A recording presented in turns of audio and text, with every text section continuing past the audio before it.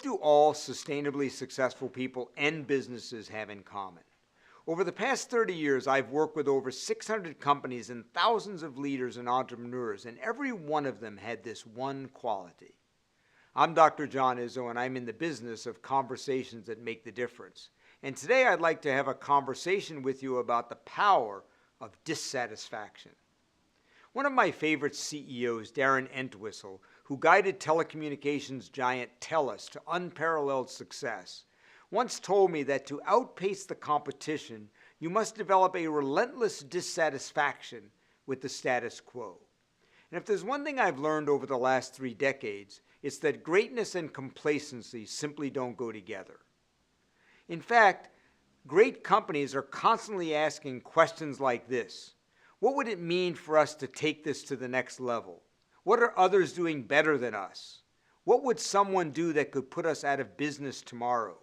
How could we do this more efficiently? What has made us successful that might blind us to how we need to change? Let me give you a great example from one of my favorite clients. Qantas Airlines is a client of ours and the second oldest airline in the world. Recently, they were named once again the safest airline in the world. Yet my time at Qantas, I have seen a relentless dissatisfaction about safety. They are constantly asking how they can be even better. They are constantly finding out what other airlines are doing to see what they can learn from them. They're constantly pushing the major manufacturers like Airbus and Boeing to make changes in aircraft systems and design.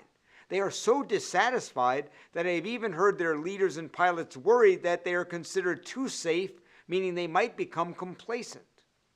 Royal Bank is another client of ours, Canada's largest bank and one of the most stable banks in the world. Yet in my work with them these last few years, I have seen that same constant dissatisfaction with the status quo. They're constantly looking at what it will take for them to stay great. They're constantly looking over their shoulder at what others are doing while pushing themselves to come up with new products and services to meet their clients' needs.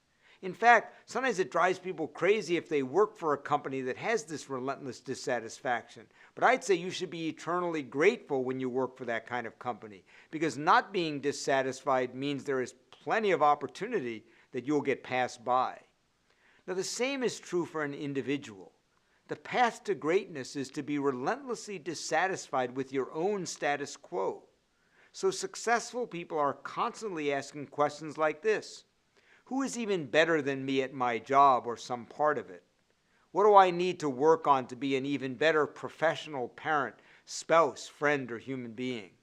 How could I be even more effective as a leader?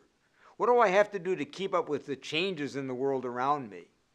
One of my mentors years ago had a simple formula for relentlessly getting better. He said at any one time, always have at least one thing you're working on to be a better professional and at least one thing you're working on to be a better human being.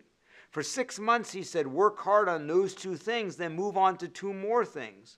Within 10 years, he said, you would be better at 20 things as a leader or professional and 20 things as a person. Now, don't confuse relentless dissatisfaction with unhappiness. You can be happy and dissatisfied. You can recognize and celebrate success and always focus on getting better. At Qantas, at TELUS, at the Royal Bank, there is a constant celebration of the victories alongside this focus on getting better. In fact, the most successful people always celebrate their strengths while focusing on ways they need to be better. In fact, relentless dissatisfaction without celebration doesn't work. It's the very success we make in improving that makes our people and ourselves want to keep improving. Now, each year I give about 60 talks inside companies on the theme of my book, Stepping Up. And sometimes people get nervous because they think, why are they bringing this guy in? We're already stepping up. But you see, stepping up to the next level is what winners do. When Qantas wanted to take their service to a new level, they put the entire domestic workforce through a program challenging each individual to step up even more, to take their contribution to a new level. Not only did their net promoter scores rise dramatically, but thousands of people started asking that simple question, how can I make a bigger contribution? So if you want to be successful, I've got some good advice. Be dissatisfied. That relentless quality is the true source of greatness for every person in every company I've ever worked with. I'm Dr. John Izzo. Keep on leading and be dissatisfied.